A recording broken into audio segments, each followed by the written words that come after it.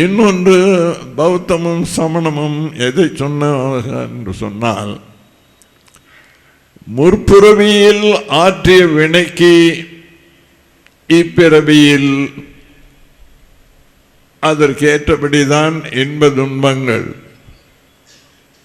போன பிறவியில் நீ என்ன செய்தாயோ அதோட பலன் அடுத்த பிறவியில் கிடைக்கும் என்பது சமணம் பௌத்தம் ஆகியவற்றின் கோட்பாடு. இந்த வினை கோட்பாட்டை தமிழ் மக்களின் உள்ளம் ஏற்பதற்கு தயங்கிற்று. அந்த வேளையில்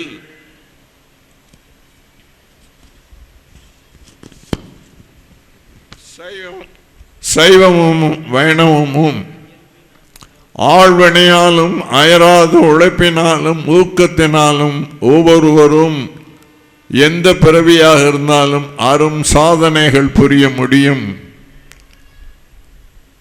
என்பதை முன்வைத்தனர்.